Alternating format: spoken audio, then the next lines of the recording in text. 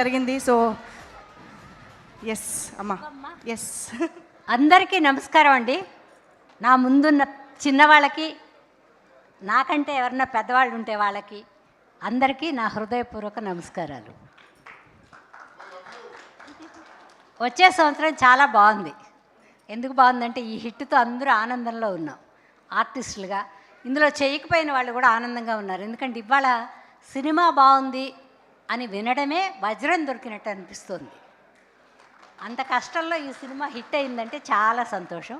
మా ప్రొడ్యూసర్స్కి బోల్డ్ అంత డబ్బు రావాలి, మా డైరెక్టర్ గారికి బోల్డ్ అన్ని సినిమాలు రావాలి, అందరూ ఆర్టిస్టులు బిజీగా ఉండాలి, వీళ్ళందరూ సినిమాల్లో చేస్తా అని కోరుకుంటూ, అందరికంటే ముందు ప్రేక్షకులకి చాలా చాలా చాలా చాలా థ్యాంక్స్ అండి. నూతన సంవత్సర శుభాకాంక్షలు. ఎందుకంటే నూతన సంవత్సరంలో అక్కడికి రాలేం కాబట్టి ఇక్కడే చెప్తున్నాను. పత్రికల వారికి, టీవీ ఛానల్ వాళ్ళకి కొంచెం మంచిగా వేయండిరా, మా సినిమా ఇంకా ఇంకా బాగుందని వేయండి. వాళ్ళు ప్రేక్షకులు ఒప్పుకున్న మీరు ఒప్పుకోరు, అదే వచ్చింది తిప్పలు మాకు. బాగుందని వేయండి. అందరూ క్షమించాలి. ఇందులో చేసిన వాళ్ళందరూ చాలా బాగా చేశారు. నా వేషం మాత్రం డైరెక్టర్ గారు సూపర్గా తీశారు. తర్వాత ఏమీ కాంప్రమైజే లేదు. విగ్గు పెట్టుకుంటానండి అన్న, వద్దమ్మా అన్నారు. ఆయన వద్దంటున్నారు, మనం పెట్టుకుంటే బాగుండదేమో, బాగా తీయరేమో అని లేకుండా చేశా.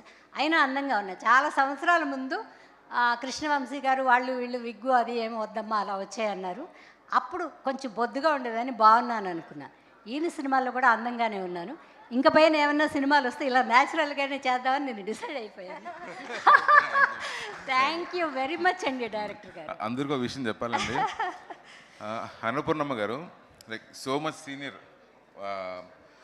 మేము షూట్ చేసేటప్పుడు ఇదే డిసెంబర్ లాస్ట్ ఇయర్ షూట్ చేస్తున్నామండి. నైట్ 6 to మార్నింగ్ 6 షూట్ చేసేది అనమాట.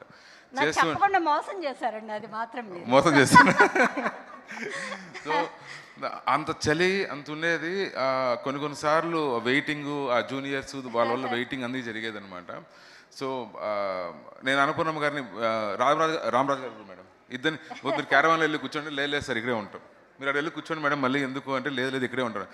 Thank you so much for your అంటే I saw that discipline madam. నాకు ఏమర్థమైందంటే ఒక ఇంత సీనియర్స్ ఇంత అయ్యి కూడా ఇంత డిసిప్లైన్గా ఉన్నారు అంటే ఎంతమంది మీరందరూ కష్టపడుతున్నారు కదా.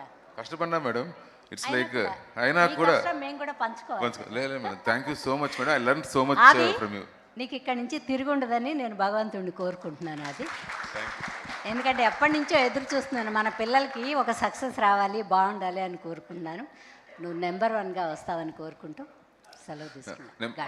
అప్పుడే చెప్దామని మర్చిపోయాను మేడం. చెప్పండి ఆది గారి గురించి.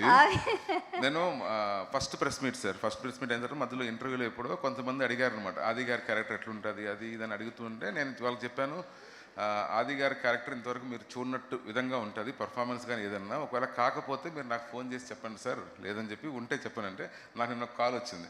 పేరు చెప్పకూడదు తెలియదు కాబట్టి చెప్పట్లేదు సార్. చేసి మీరు చెప్పింది నిజమే sir, I have never seen Adi like this before, he did a tremendous job అని చెప్పారు. నేను మర్చిపోతానేమో నేను చెప్పేసి. Thank you sir. అందరికీ నమస్కారం అండి. అందరికీ నమస్కారం. థ్యాంక్ యూ అమ్మా, thank you so much. Rangadham garu ఇప్పుడు మాట్లాడుతున్నారు.